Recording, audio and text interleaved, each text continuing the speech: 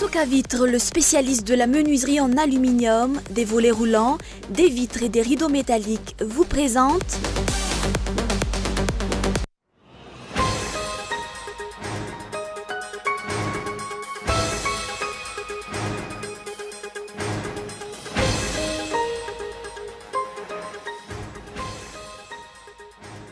Ho an'Antananarivo tsisy itsony ilay hoe président de la communauté nokasain'ny ekipa anamboatsy hitondra n'Antananarivo renivohitra ao anatin'ilay volavolan-dalàna momba an'ireo commune mizaka sata manokana.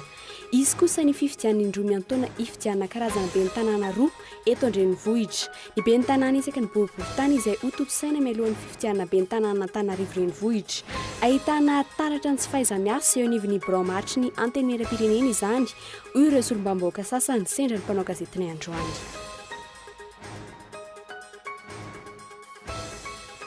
Mitony fandoavana ny etra roapolo isan-jato ho an'ireo mpiasa mikarama mihoatra ny 5,4 ariary. Nofana kosa ny fakana ny etra 2 ariary ho an'ireo mikarama latsaka ny 5,1 ariary. Ny fakana io 2 ariary isaky ny mpiasa io izay isan'ny etra vaovao napetraka ny gouvernement tao anatin'ny loi de finance rectificative 2020. Tokony ho averina amin'ny mpiasa araka izany ireo etra nalaina tamin'ireo mikarama latsaka ny 5,1 ariary raha ny fanazavan'ny sekrima.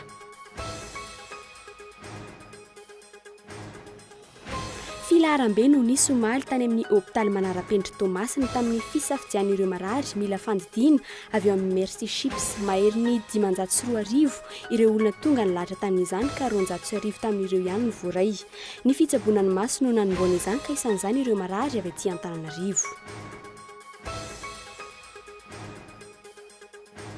Mbola tsy milamina ny toedra rano Toliary, olona iray no maty, maro no naratra vokatry ny fifandonana teo amin'ny mpianatra tao amin'ny Université any Maninday Toliary sy ny mponina ao Befanamby. Mpianatra ny université no nisy nanafika, omaly tokony tamin'ny 7 alina raha ny amonjy ny campus universitaire ao Maninday. Voatsatokantsy ilay mpianatra ka voaterina hiditra hôpitaly. Taorin'izay zaza iray mitondra bisikileta no azon'izy ireo taorin'ny barazy natao.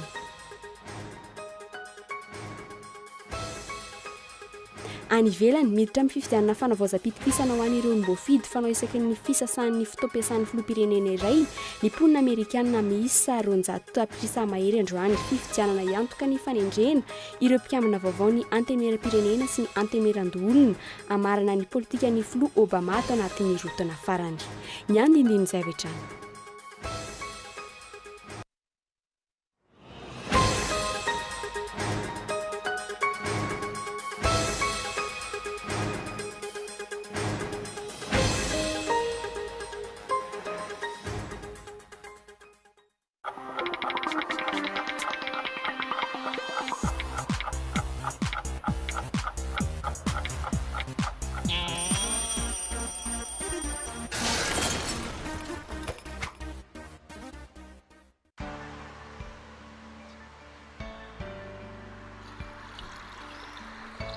Aiza kosa e!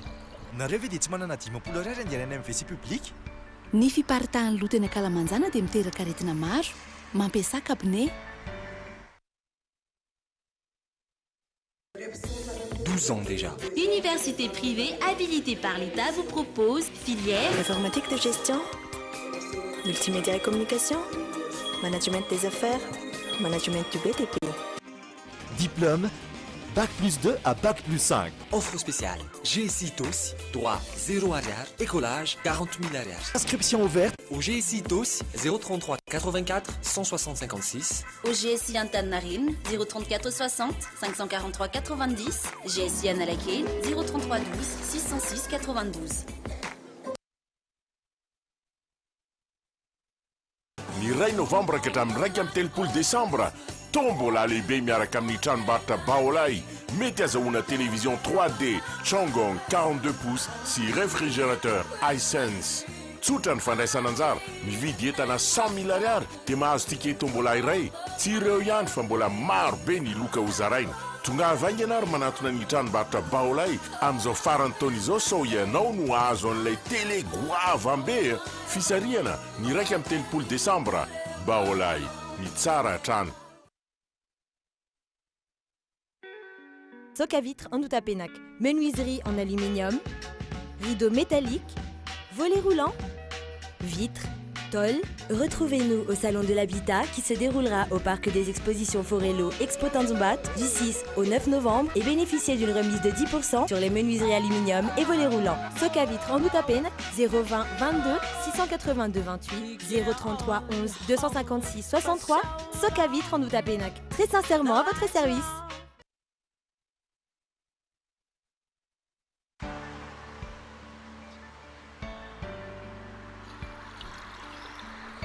Aiza kosa e nareo ve dia tsy manana 10 ariary andehanany amin'ny WC public ny fiparitahan'ny loto eny ankalamanjana dia miteraka aretina maro mampiasa kabine.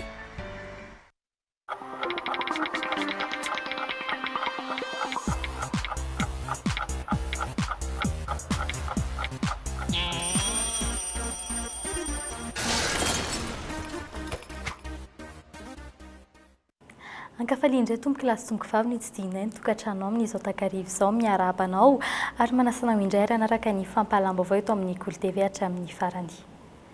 Eo amin'ny pejy politika avy hatrany tsy nisy nentina indray ny raharaha mahakasika andravalomanana marika ireo ambaratonga mpitsarana ny Antsirana raha ny fampitam-baovao azo avy any an-toerana androany ity filoto aloha ity izay tokony miakatra fampanoavana androany raha ny vaovao avy any an-toerana trano tsy mitombina kosa ny fitoriany ACM raha nambara ny mpanaradivo ity filoto aloha ity androany mahalony izany raharaha izany anefa dia nilazany avy amin'ny mapara fa tsy olan'ny malagasy rehetra ity raharaha marika ravalomanana ity erinirina rabary. Rehefa tsy nentina mary ny famitorana natao azy ny filoto aloha marika ravalomanana ny asabotsy farany teo dia tapaka fa hiandrasana ny mpisolo vavazy ny hanombohan'izany. Omaly no tonga tany Antsirana ity mpisolo vavazy ity sy an'ny mpiambina azy manokana Jean-Marc Komba androany. Olona afindray no niseho tsy nisy nentina indray ity filoto aloha ity avokoa ireo ambaratonga mpitsarana rehetra tany Antsiranana. Tsy toteny intsony ve ny minisitry ny fitsarana sa inona ny olana raha tsy aivina fitoriany ACM tamin'ny fidirany teto nanaovana famitorana azy fitoriany izay tsy mitombina raha nambara n'ireo mpanaradia azy androany. Izay mandre hoe ny ACM mitory adimin'ny ACM angambany satria zatra nanaonao taminy izy fa ny flora valmanana ny voalaza amin'ny article miano afaka mody sans condition soratra zany hoe ninina fomba nodiny teto ny ekena daholo ka raha anao fitoriana izy tsy any amin'ny flora valmanana izy mitory zany fa tokony anao fanadiadiana fotsiny izy hoe inona tsy mety tao amin'ny zavatra nataony na ny orinasany na tonga azy tafiditra. Tao anatin'ny andro maromaro izao niteraka resabe ity raharaha ravalomanana ity isananaitra ny tsy nahinona ny filohan'ny tetezamita teo aloha Andry Nirina Rajoelina ny tenany izay isan'ny mpisehatra lehibe tamin'ny fanalana ny filoha teo aloha ravalomanana tamin'ny taona 2004 ho an'ny solombavam-bahoaka mapara tsy lara-pahamehana ankehitriny ity resaka ravalomanana marika ity. Olana aminay tsisy idiranay mihitsy ny olana ravalomanana any. Ny voaka teto Andriamatomaka ravalomanana tsy tanay ny voana tadidinareo tsara. Niditra teto izy tsy tanay ny idirana izay fanarahany sy ny fitondrana any. Raha ny vaovao iray ihany koa dia nahantona vonjimaika ny ben'ny tanàna Antsiranana. Efa nisy nilaza fa hosoloan'ny fanjakana PDS atoato ity ben'ny tanàna ity saingy tsy mbola mahafantatra izany ireo tompon'andraikitra nanontaniana tany an-toerana. Fanontaniana mipetraka dia ny hoe misy idirany amin'ny raharaha ravalomanana ve izao fanoloana tompon'andraiki-mpanjakana izao.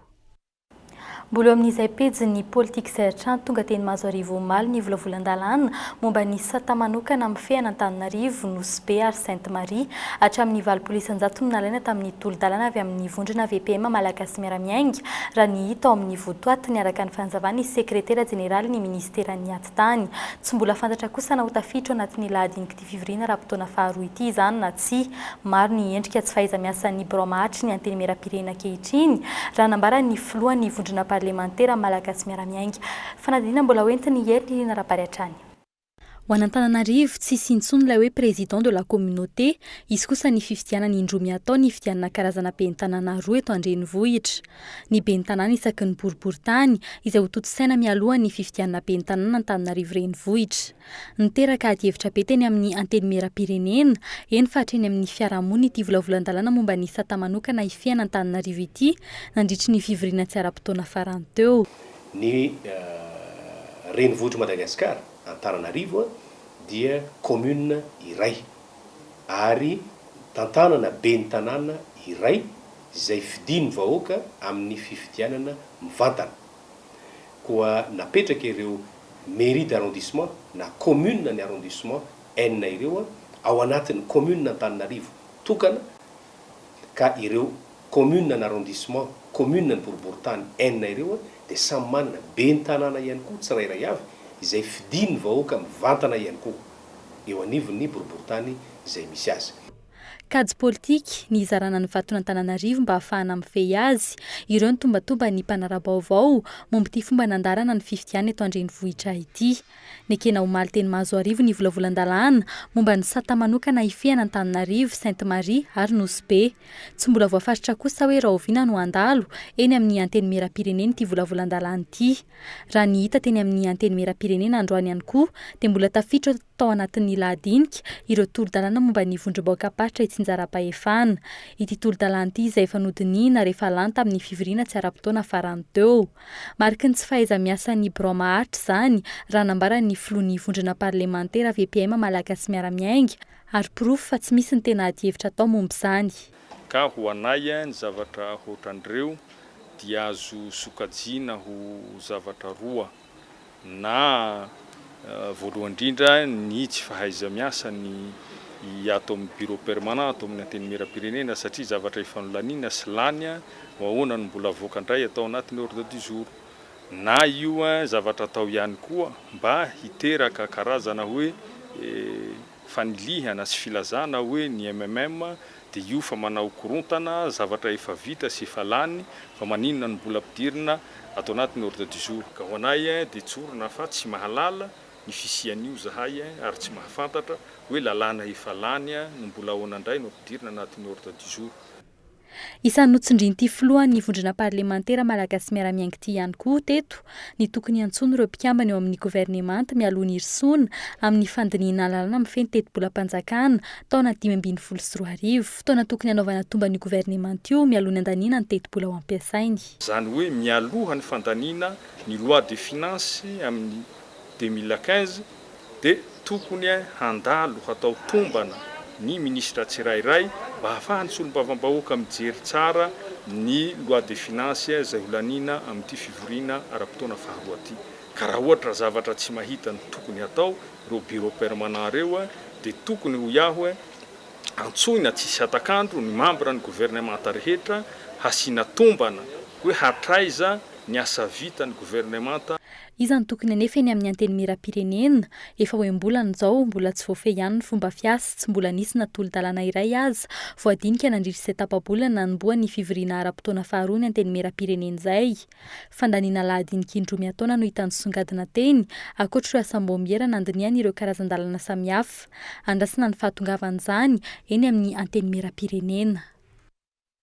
Fa eo amin'ny lafiny diplomasia kosa indray maso voaroa no tonga nanatitra ny dika mitovy amin'ny taratasy fanendrena azy asa eto Madagasikara androany teny amin'ny ministera ny raharaha-mbahiny tamin'ny 4 ora sasany ny maso voa ny Italia no noraisy ny ministra ny raharaha-mbahiny Razafitrimo ary Solalaka ny lafiny fampiroboroboana ny fizahantany no tena iompana ny fiara-miasa ny firenena rotonta. Tamin'ny 5 ora kosa no nandraisa ny ministra ny raharaha-mbahiny ny maso voa ny Namibia. Dia izany koa ny variantsika eo amin'ny pejy tsy fandriam-pahalemana ny korotana natao fianaran-tsoa ny 20 ary ny 12 oktobra farany teo. Olona piraidiana Anarivo ny avy amin'ny komini Kalamavony no voalaza fa ny trankeriny tao amin'ny komini Fenoarivo. Hitady omby no antondin'ireto olona ireto raha ny nolazainy fandrobana sy herisetra no zava-nisy taorian'izay manao antsoavo amin'ny tompony andraikitra araka izany ireo niara-ny fandrobana akaiky ny toetra raha fanadihadiana. Olona roa ny fantatra hatreto fa maty noho ny fifandonana ny tranga tao Fenoarivo i Kalamavony araka ny fanadihadiana nataonay. Resaka halatrombo ny antomboan'ity raharaha ity ny 20, 20 ary ny 12 oktobra farany teo. Niala tao amin'ny tanàna iray ny mponina hoe hitady ny omby very kanefa fanafiana noho ny tranga. Tranomay, halatromby, fanolanana, fandropana fianarana izay anaovan'ireto filan-kevitra kominaly avy any Fenoarivo ireto fitaraina taorian'ny zava-niseho tany an-toerana.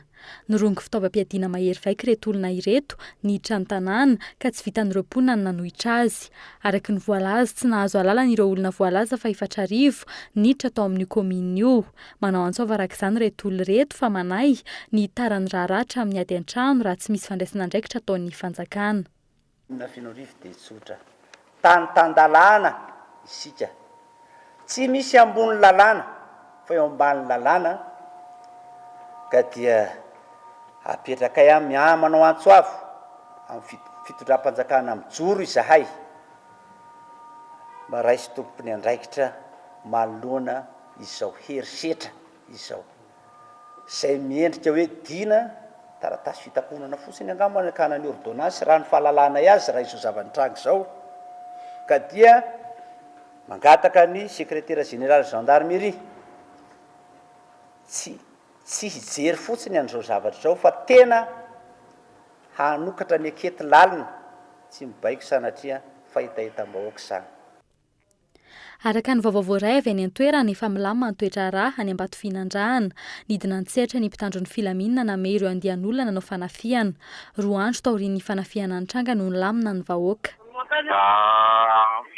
Iny zany tamin'izany teny aminareo iny dia après 2 jours izy lamina izy nitsoka moa zany zareo fa tonga le compagnie gendarme taty Ambatofianandrahana ohatrany hoe nilefa reo zany tsy tazinanaovana azy satria ohatrany hoe miaramila telopolo ny encadré an'ilay olona 3 arivo zany no tena confirmé ny sy ny olona andeha tany dia marisy ma le zavatra nisy tany da amina ty Ambatofianandrahana amin'izao tokoa. Malona ny toe-javatra tahaka izao mampametra-panontaniana ny vahoaka amin'ny fandraisana andraikitra ireo mpitandro ny filaminana tsy afaka nanao na inona ny vahoaka no ny fatahorana ny fihetsika ireo andian'olona. Manano izany izy ireo ny mety hisiany ady an-trano raha tsy voafehy ny fitsarana ny raharaha tahaka izao.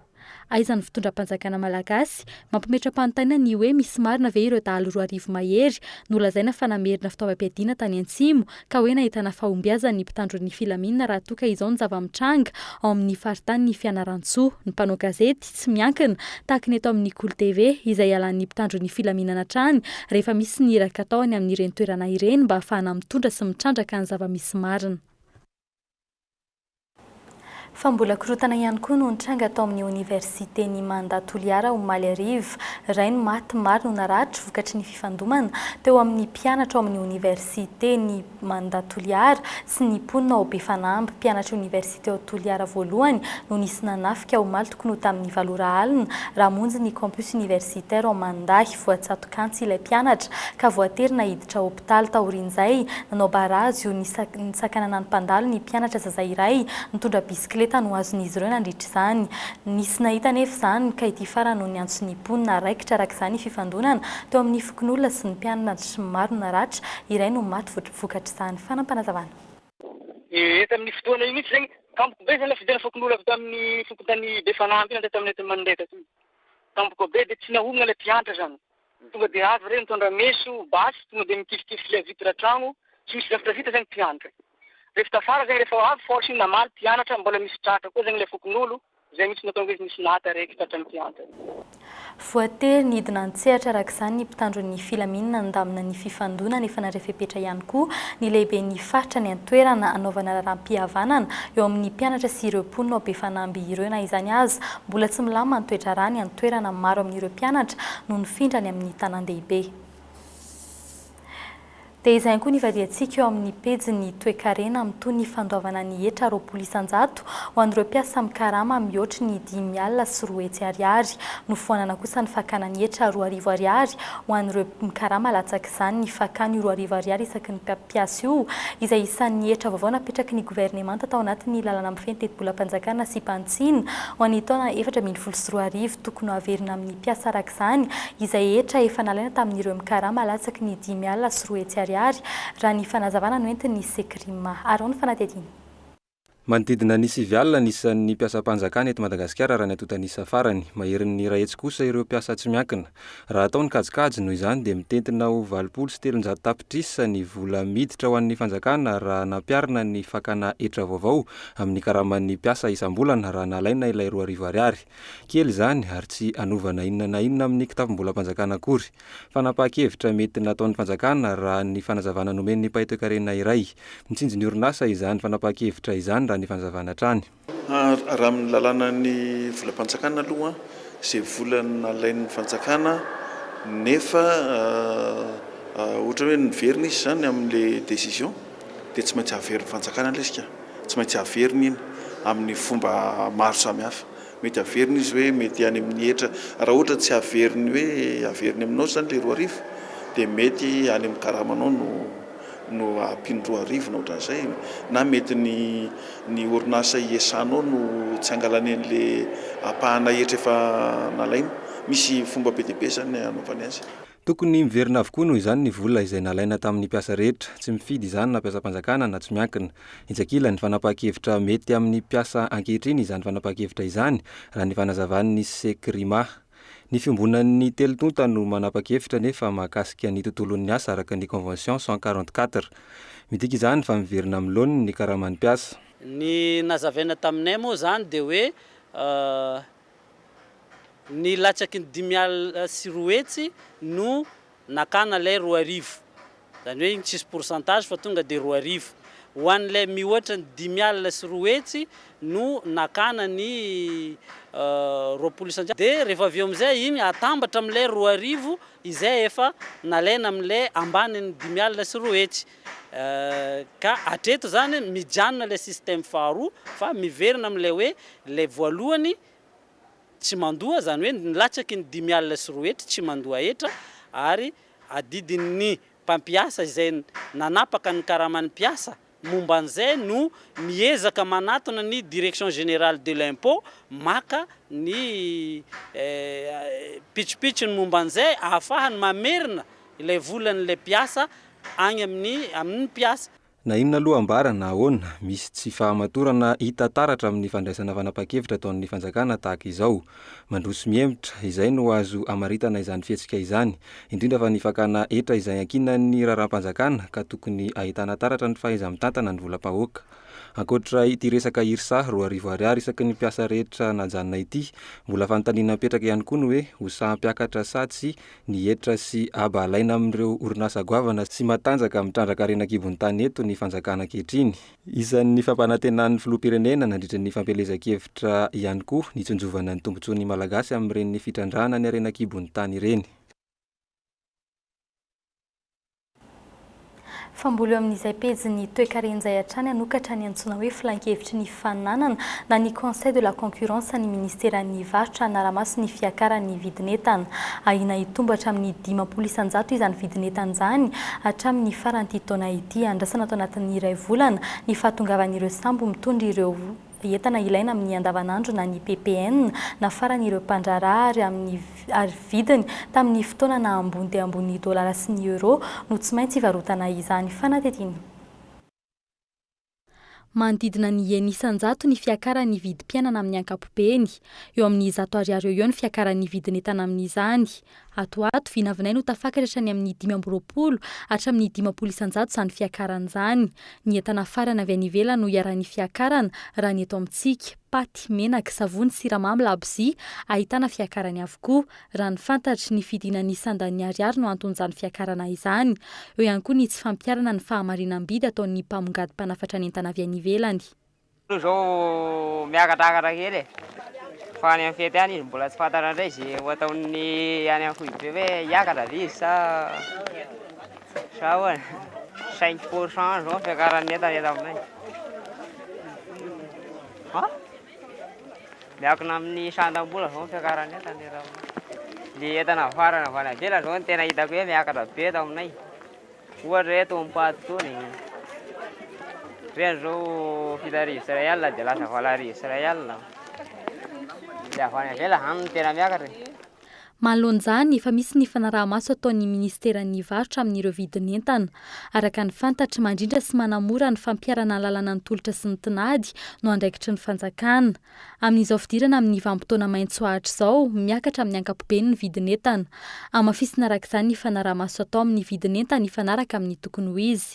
Raha ny fantatry sy tokony ohatra ny folatra amin'ny 520 isan-jato ny fiakaran'ny vidin'entana ilaina amin'ny andavanandro ny lazan'ny ministera fa isy ny filan-kevitra momba ny fifaninana na conseil de la concurrence atsangana naramaso ny vidin'entana sy tsara ny tsy fanarahan-dalana amin'seho amin'izany. Ao anatin'ny vanim-potoana maitsoahitra isika izao ny vanim-potoana maitsoahitra moa zany dia matetika miakatra ny vidin'ny entana izay ilaina amin'ny fiainana andavanandro.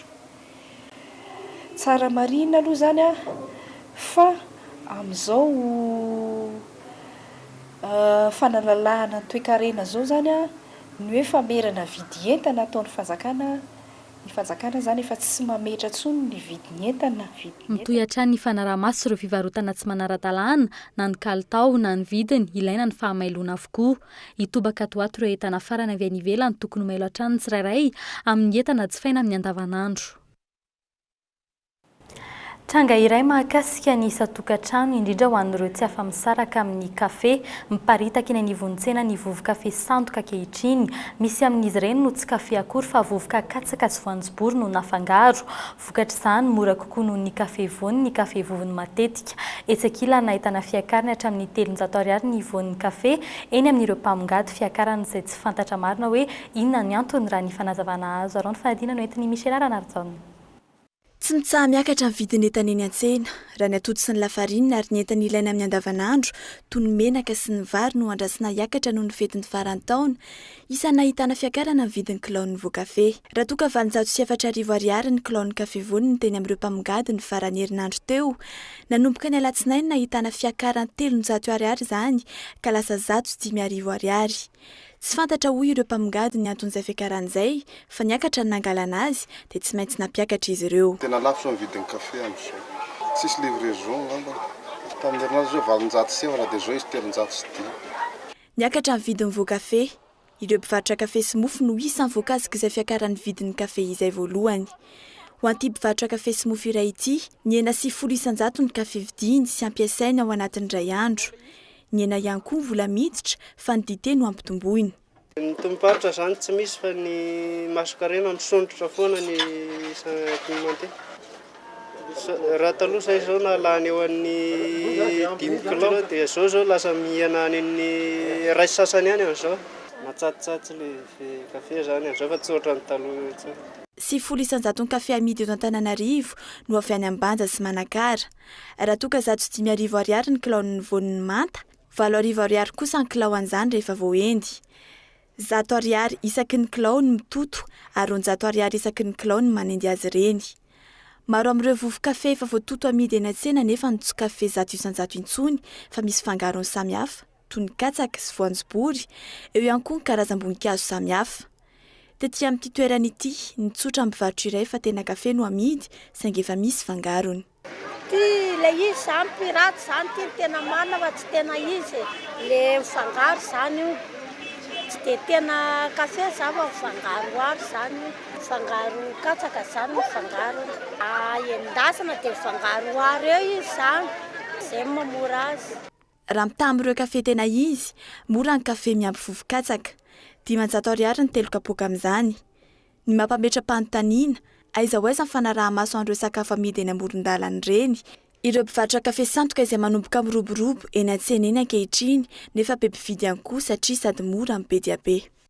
Izay ny mahakasika ny vaovao ny kafe sandoka fa mbola hijano amin'izay pejy sosialy izay hatranosika dia lestage milona ny fanjakana amin'ny fitadiavana vahaolana maika tsy mbola ato izany hoy ny minisitra tompon'andraikitra Irlandy Raveloarson Androany fa efa mandamin'izany ny fanjakana mitohy hatrany ny fahatapahany herinaratra eto an-drenivohitra mahita faisina ny any amin'ny faritany tapaka mandritry ny 420 ora ny farany herinandro teo ny jiro tany amin'ny atsasaky ny tanàna ny Mahajanga efa manomboka ihany koa ny delestage ao Dego na dia tsy nahitan'izany firy azy tany an-toerana hatramin'izay fanadihadiana.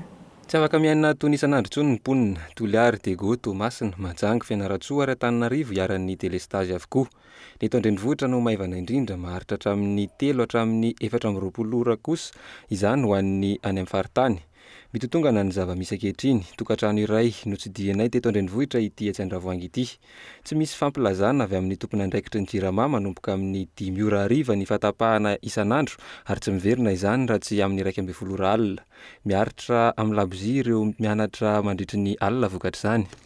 Fatapahan-jiro zany aty aminay zao tena manahirana be satria zao hitanareo zao maizina nefa mbola sady mianatra zao nefa tena ohatran'ny hoe mijaly zany raha hoe mpianatra no miaina zao fatapahan-jiro lava zao nefa ianao tsy maintsy mianatra dia tsy maintsy mividy labozia dia labozia koa nefa mandany vola ihany koa satria mila lany labozia firy ianao anatin'ny ray andro nefa le fianarana tsy maintsy atao dia sady maty antoka ny volany amin'ny jirama koa aloha ihany.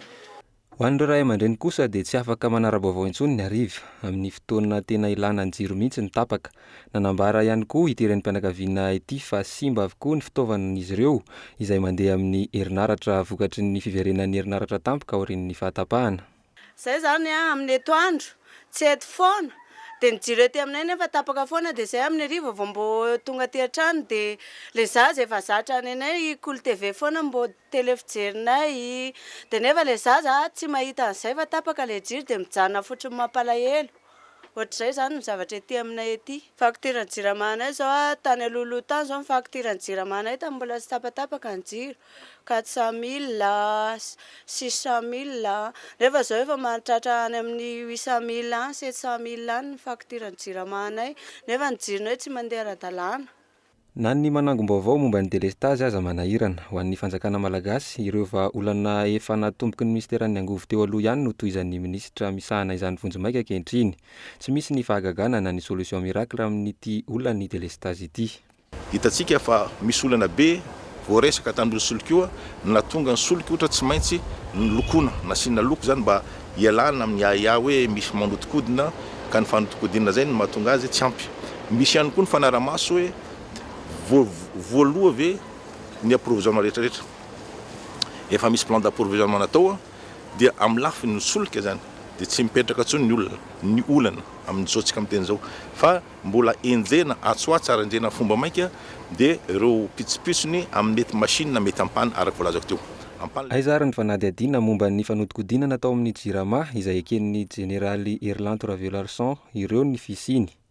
Nangina tanteraka ny tetikasa momba ny audit izay nokasain'ny ministera teo aloha ho tanterahana momba ireo fifanaraha-piara-miasa nambotry ny jirama ny arahana tamin'ireo teratany vahiny mpandraraha amin'ny solika.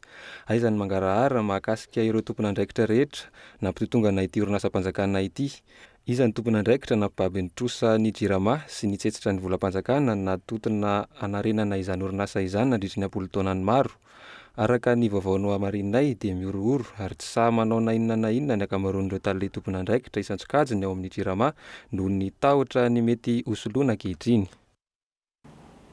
Fa filaram-be ny somaly tany amin'ny hôpitaly Manarapenitra Toamasina tamin'ny fisafidianany ireo marary mila fandidiana avy amin'ny Mercy Ships mahery ny 540 ireo olona tonga nilahatra tamin'izany ka 450 tamin'ireo ihany no voaray ny fitsaboana ny maso nanomboan'ireo mpitsabo avy amin'ny Mercy Ships ny fitsaboana eto Madagasikara. Fanadiana hoentin'ny Michel Arnardzon. Nanomboka tamin'ny 7 alina ny alahady teo no efa tonga nilahatra teny amin'ny hôpitaly Manarapenitra tany Toamasina ireo olona mila fandidiana avy amin'ny Mercy Ships omaly. Olona 450 no voaray tamin'izany raha toa ka mahery ny 540 ireo olona nilahatra. Isan'izany marary avy aty Antananarivo azo tamin'ny antso-tarobia mivantana avy any Toamasina. Amaly zany zay tonga tany le mitondra marary dia filarana be tao tsy voaray zay satria tena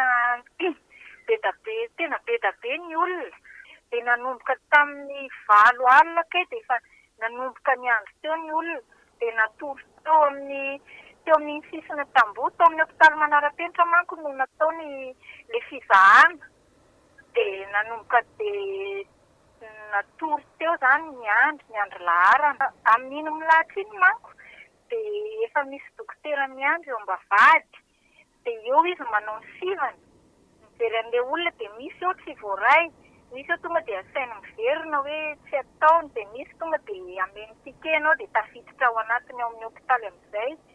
Taorian'ny fisafidianan'ireo marary tamin'ireo 450 voaray 723 ihany no fantatra fa azo ilay fandidiana maimam-poana amin'ny maso. Ho an'iny andro voalohany iny mahery ny 2 no noeritreretin'ireo mpitsabo avy ao amin'ny Mercy Ships ho raisina.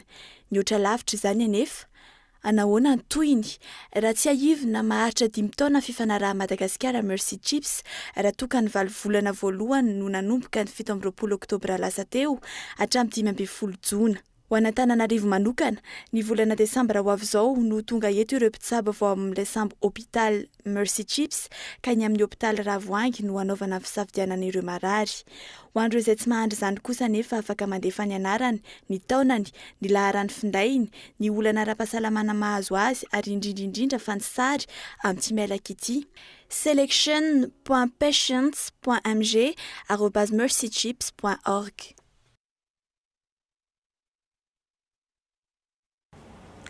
Vaovao avy any Etazonia totosaina androany ny fifidianana fanavaozam-pitokisana ho an'ireo olom-bafidy fanao isaky ny fisasahan'ny fotoam-piasan'ny filoham-pirenena iray.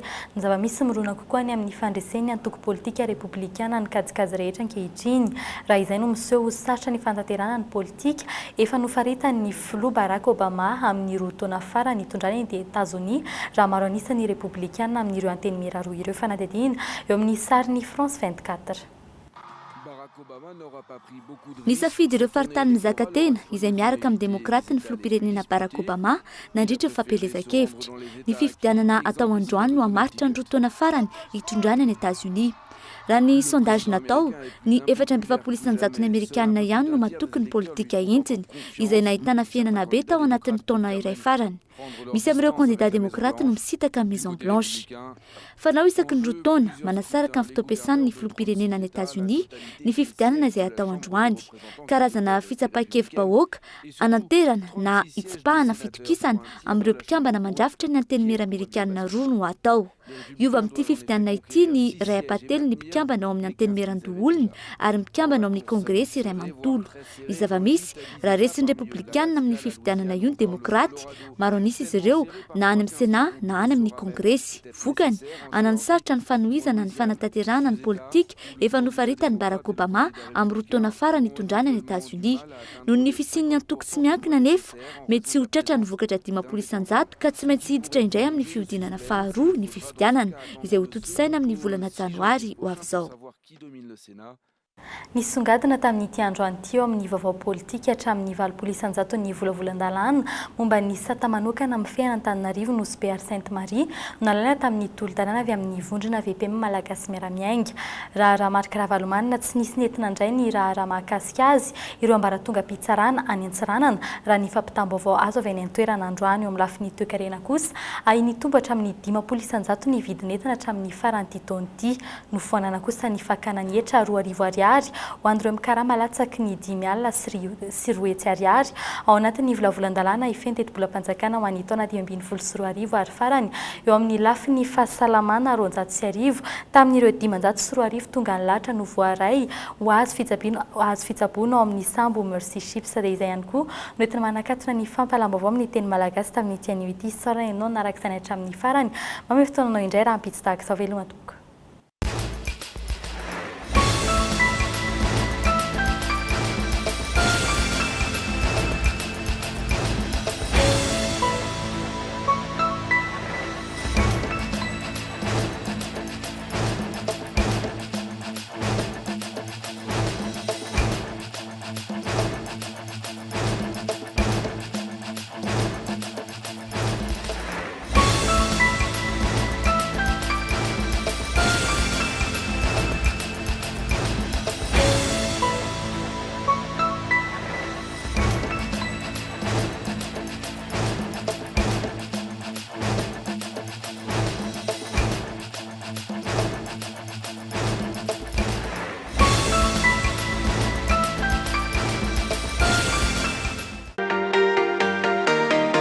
C'était les infos du soir avec Socavitre. Socavitre sera présent au Salon de l'Habitat du 6 au 9 novembre 2014. Socavitre, très sincèrement à votre service.